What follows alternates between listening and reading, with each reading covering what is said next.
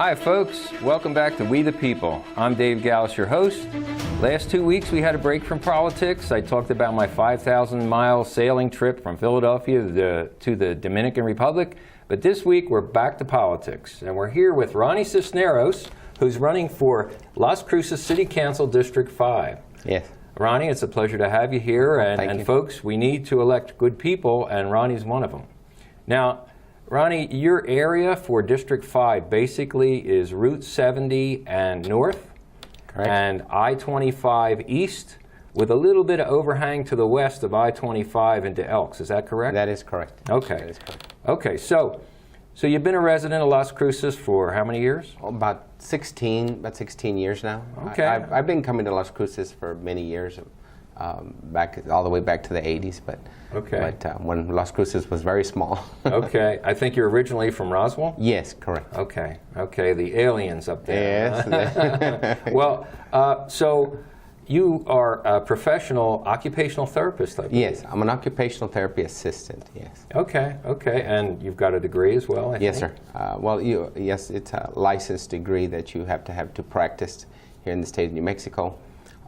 You have to begin with either an associate's degree, or you can advance up to a master's degree level. Okay. I advanced up to a bachelor's degree of science, and then I'm a licensed occupational therapy assistant. That's very good. Well, you're certainly qualified to run our city, or be a big part of it. So why in the world would you want to involve yourself and take the responsibility of running for city council? Well, I take the idea of wanting to run for city council very seriously. Ever since we came to Las Cruces has changed significantly. You know, it's just changed. It's not what it is anymore. Yes, it has grown. I believe it has grown maybe about double the population. According to some statistics that I viewed here recently, Las Cruces has 115,000 people, over 115,000 within the city, and over 200,000 within the county. Wow. And so growth is coming. And so, but as a result of that growth, there's some things that I just do not agree with at all. And so that's one of the reasons why that I'm running for city council. I'm glad you're running. I give you a lot of credit for doing it, for running. It takes a lot to run a campaign and then to represent the people. Yes. Well, okay, so obviously you believe you're qualified. What would you say that qualifies you to run for city council? Well, I believe that I have a strong sense of who I am and my own individual character and integrity. And I have a mission that I have that keeps me grounded. And what that mission is that keeps me grounded is I'm running for the sake of my grandchildren and everybody else's grandchildren as well. As of course, if you're in public office, you're going to represent other people as well. Sure.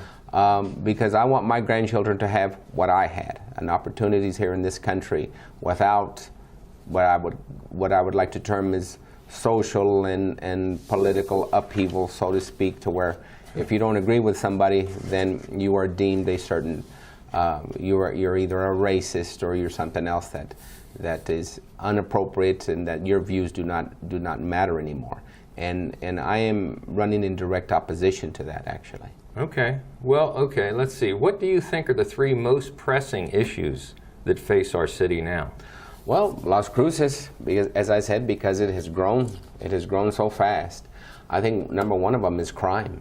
Oh, definitely. One was crime, and when I came here, 16 years ago, to live permanently with me and my wife, and Las Cruces is quiet, small little town, and everybody was quite polite to each other. And I'm not saying that there's people that exist, but the issue of crime has gone up consistently. Now you're hearing, if you're not hearing about gunshots, killings, murders, then you're hearing about people stealing cars, running off on Highway 70. I think everybody saw this incident of a young child running in the police department, chasing him all the way down Highway 70 and crashing into somebody else. We even had a policeman that was shot on the interstate. And Yes. I think I heard recently that the violent crime in Las Cruces has doubled during the last administration. Yes. Well, to me, I was a retired Philadelphia policeman.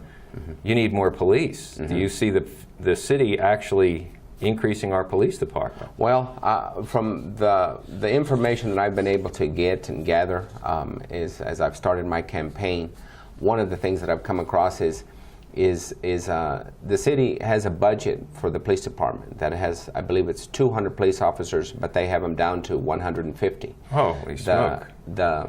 The logistics of why that is and why that remains the same is unclear. Well, that's defunding the police. If you're not hiring police and you're down 25% of your police force and violent crime is increasing, it doesn't even make sense. Where's the priority? And not only that, but it's an issue of I think that Las Cruces has got, the majority of everybody here in Las Cruces is absolutely good, law-abiding citizens, that they want only safety for their family and safety for their children, and so that they can travel to and fro and not be harassed. But the fact of the matter is that they, through their directions and through their, I guess, their ordinances or not impeding the police department. Let me give you one example. I'm trying to confirm if this is true, actually, because personally I just can't believe it. But I guess they want the police department to travel to domestic violence situations, to where there's a dangerous situation occurring. And they want them to have either a social worker or a counselor in the back seat.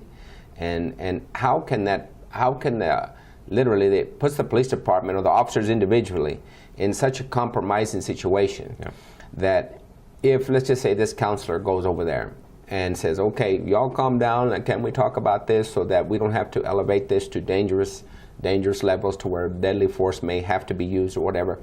And what if they attack the counselor?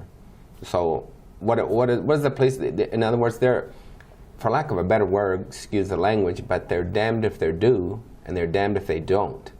And I don't believe in that. I never have believed in that. They're going to have to protect the counselor, the social worker, from the domestic violence. I know many times when I worked the street, you'd go in a domestic violence situation. The wife would want the husband thrown out of the house. You would try to negotiate. If you have to rough up the husband because he's getting violent with the police, the wife jumps on your back. It's a Donnybrook. It's a mess. It's as if I'm elected city council in District 5, I when you're elected. I hope to be elected. I will definitely have an attitude and an idea that will not change, that I will not be an armchair quarterback to Las Cruces Police Department. I will not try to say, okay, what are you doing? Because somebody takes a 30-second Facebook video and then posts it on social media, and then we're all supposed to interpret, but nobody knows about it. Any of the incidents that occurred prior to that, neither does anybody know of that incidents that occurred after that. So it's now you prosecute them on Facebook is what's basically what's happening. Essentially, that's who would want to be a policeman in that situation? If they're going to throw you under the bus and prosecute you when you're trying to do your job. And from what I understand, they're only being offered $18 an hour. Exactly. That's ridiculous. Exactly. That's not consistent with the rest of the police departments in the area. No, it's not. Who the heck would want that job? From what I understand, the city council wants a $15 minimum wage eventually, and yet they're only offering $3 more an hour to a professional that goes for training and has the balance of life and death in his hands or her hands. It's ridiculous. So they're way off. And then now that they're, because of certain legislatural things that they're trying to do, they're trying to hold them even more responsible for that.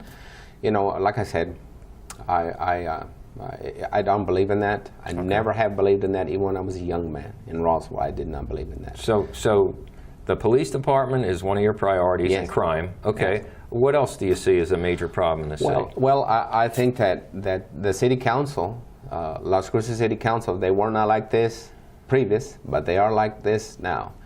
There is a social agenda that is going across here, Las Cruces, and it seems to be that every bit of the Las Cruces City Council is a board.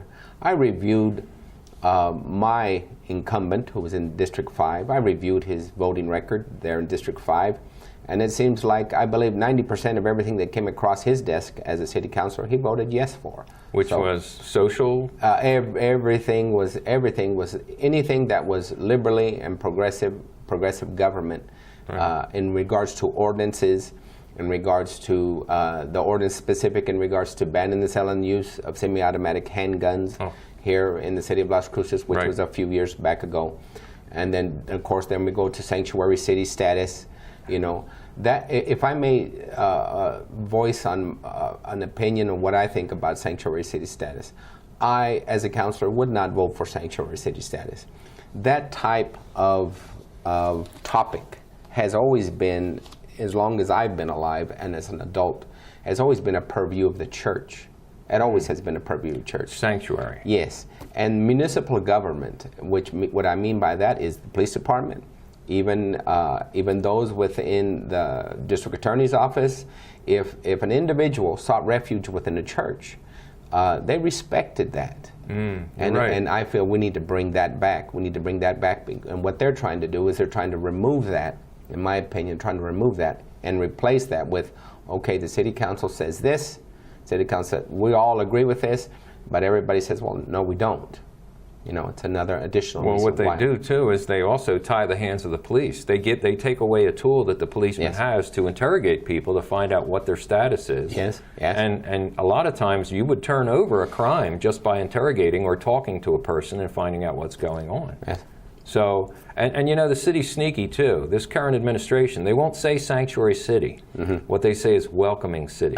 They always put it in a nice, sweet light, which it's not. It is sanctuary city status. But what it comes down to, if 2 plus 2 is not 4, but then they say it's 6, then you know what? Then you know you're being deceptively. Isn't that the new math that doesn't make any sense? Oh, no. I know. I hear it's not really that funny, actually. No, it's sad, really. It's not really that funny. But the only thing... I laugh about it because I can't even think of what else to say. Well, listen, folks, if you're not happy with the way the city's being run, and I certainly am not, you have to elect the right people, like Ronnie. So you got to know who you're voting for, and absolutely you have to vote. I mean, early voting starts October 5th, and if you're concerned, like I am, about the fairness of the vote, you're going to have to get out early and in person. And there's 3 places in the city where you can vote. You can vote at New Mexico State University Corbett Center, you can go to City Hall, and you can go to Sonoma Ranch Elementary School. But vote early and in person. You minimize the chance of cheating. Yes.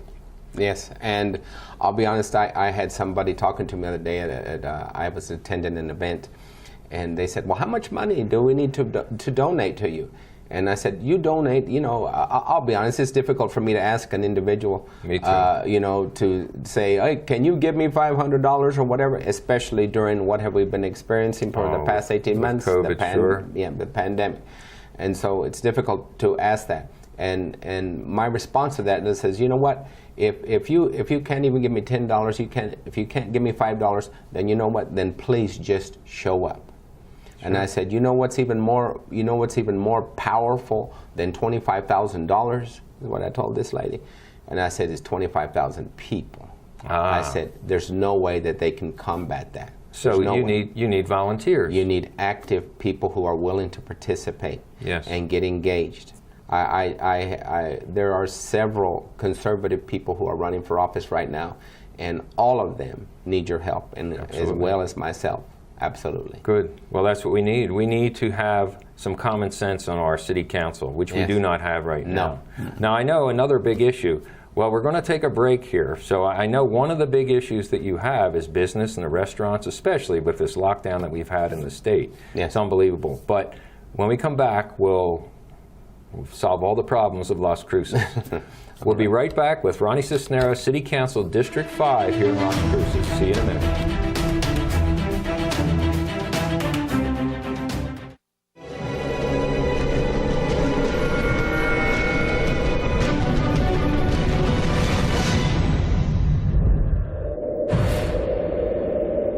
Did you know that student loans and credit card debt stifle our students' post-secondary and post-collegiate pursuits?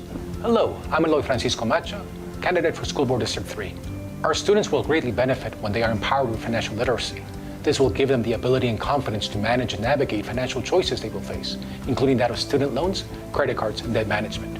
With your help, I will implement a financial literacy program that will prepare our students to overcome any financial challenges they may face. I'm Eloy Francisco Macha, School Board District 3. Paid for by Macho for House, yes. If your loved one has passed away due to COVID-19, pay close attention to this message. You could be entitled to a death benefit of over $300,000. The U.S. government has set up a fund to pay families relief if they've lost a loved one due to COVID-19. The compensation includes a death benefit and lost wages benefit. Time is limited, so we urge you to make a free phone call right now. There's no cost to you for this claim. That's 866-372-3669.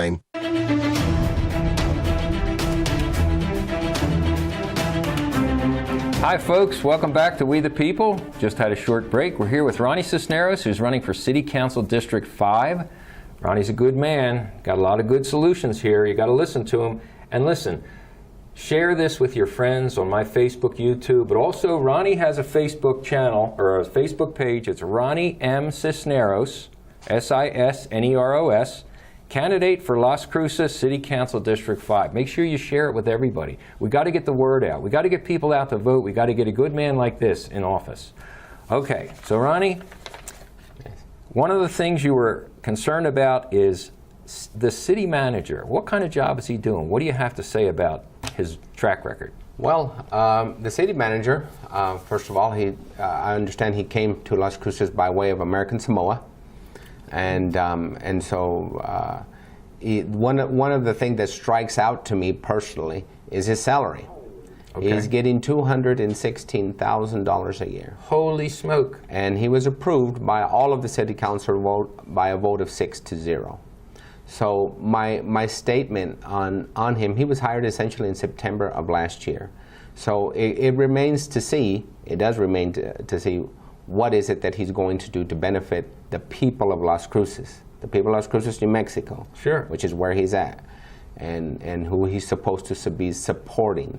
And the long-term vision is supposed to be prosperity, safety, and everything for the people of Las Cruces. Wait a minute, you said safety. Yes, sir. We are down 50 police in a 200-person police force. Yes, and I understand they've hired 80-some city employees, yes, but sir. They're not hiring police. No, sir. So his second platform is safety. Where does that jive? Well, that's what we're going to have to, if hopefully, by God's grace, we get some conservative people elected to office, and common it doesn't sense. Exactly common sense individuals who are going to say no, we're not going to do that. We're going to hold you accountable for that. You were brought here. You received an extremely large salary. As a matter of fact, he's the highest paid city manager in the history of Las Cruces. As a matter of fact, even the state, I believe, he's the highest paid. That includes Albuquerque, Santa Fe, Rio Rancho, all of them. Well, he's not doing his job. And well, I don't know him personally. I've seen him a few times, but I want to see why is it that the present city council pressed so much faith and value in him to come to this city of Las Cruces and then give him right off the bat $216,000 salary. We don't vote him in office, do we? No, he's appointed? He is elected by the city council. By city council? Yes, he is. Well, there's our problem right there. Okay. Another big issue, it burns me, and I think it's one of your big issues, is the businesses in Las Cruces. We seem to be a welfare city and a welfare state. Yes. So what would you do to help with businesses and, say, restaurants? Well, you know what? In these past 18 months of the pandemic, COVID-19 have been horrible, not only for businesses, they've been horrible for everybody. Everybody has taken a hit. And how much longer is this going to go on? I honestly do not know. Not with this governor. Exactly. While there are other states within this country who are opening up, and so, but that is a different matter altogether. Because I've been running for City Council in District 5, what I want to do is help those businesses. And if I may give you just a quick example of a business that approached me and told me what he's facing. And what he's facing is that he's next to a large business, a large company, and they have the wherewithal to purchase, I guess, these lightings that are more energy efficient and then less conducive to the environment and damages to the environment, etc. Right. So they told him he had to come up with $217,000 to replace all of his lights, even though all of them were functional. Well, this is the regulations that City Council put on him? Yes. and this is the regulations that we're having to deal with. So how does that jive, so to speak, or how does that line up with okay, we've got to get back together again, we've got to restart the economy? How are you going to restart the economy with undue regulation, undue burden being placed upon businesses when they just can't even keep their head above water? Well, it doesn't even make sense. There's such a small margin of profit in these small businesses. Mm-hmm. And when they have to go under and they fold because of regulations and high taxes in the city, or they're not given breaks by the city administration, they're losing employees. And what do you think they're going to do? They're going to leave this city. Sure, if they can even survive. Exactly. And then that's all the employees are going to be gone too. Mm-hmm. So it doesn't make any sense at all. No, I would have nothing to do with that undue, unnecessary regulations that is just, and yes, they can say this and they can say that, but you know that it's an environment because it protects this, it protects this bird. Well, you know what? I'm more concerned about human beings than I am about birds. I'll be honest with you. I'm more concerned with people being able to pay their bills and not being evicted. I'm more concerned with people that are being able to pay their either their rent or make a payment on their car, their insurance, or get medication for their children. Sure, that's a priority. I do know that you're a pet lover. You've had numerous dogs, I believe. Yes. And they've passed away. Yes. I know how that hurts your heart. But, yes, so you do love pets, but people are the priority.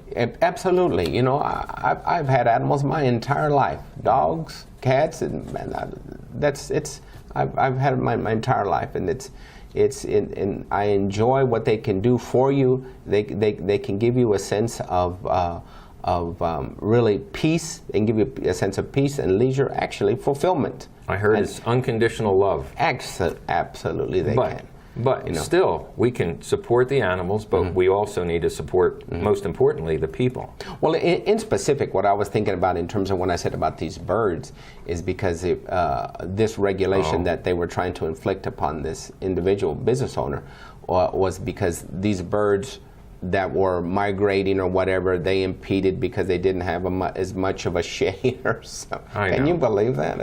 Well, I was just up at the Smokey Bear National Museum, and I was talking to the lady, the curator there, and I was asking, really, it seems like the biggest problem with forest fires is that the underbrush isn't cleared and the forest isn't cleaned out because the logging industry is just about completely gone. Exactly. I said, how many spotted owls have died in those forest fires that they were trying to protect? How many species have died? Exactly. So it's illogical. This is the progressive mindset that does not make any sense whatsoever. So I know what you're talking about. And in city council, you could actually defy a governor that's out of control.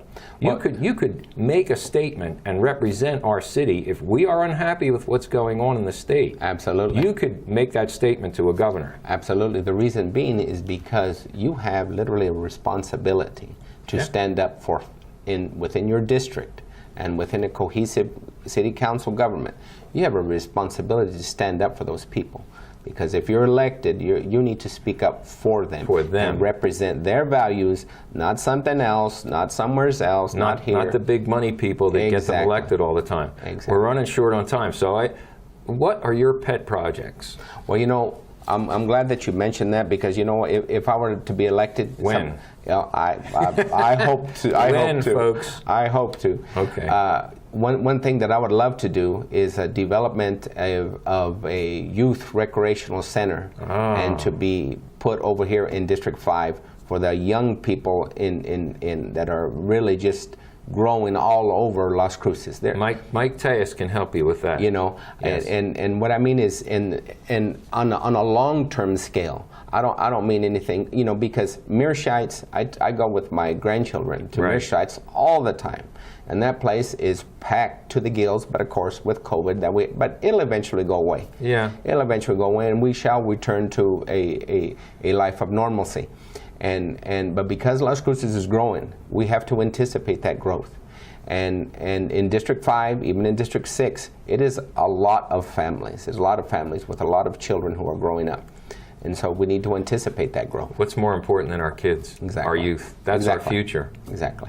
So you have other pet projects? Yes. One other thing that I'd love to see is a development of either a bridge or a tunnel for increased pedestrian and bicycle traffic to go from Sonoma Ranch right there across Highway 70, because I live off of Sonoma Ranch going on the Mesa Grande area. Right. And I see so many people traveling across there, waiting and waiting and waiting, waiting for a safe way to get across, and while people are coming off Highway 70, coming down, going 50 miles an hour, and you're just waiting for a disaster to happen. Oh, I see. And then with increased access to safely cross Highway 70. Okay. Not only at Sonoma Ranch, but at Mesa Grande.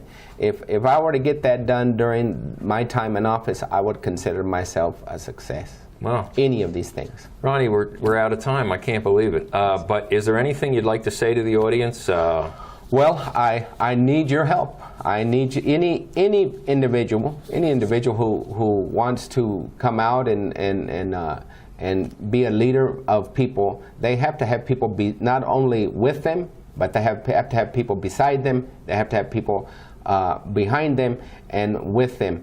I need your support. I need you to come out. I need you to come out on October. Our early voting begins on October 5th, and I need you to get out and vote.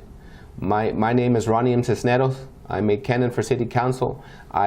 My goal is to bring conservative, common sense, minded approach to municipal government.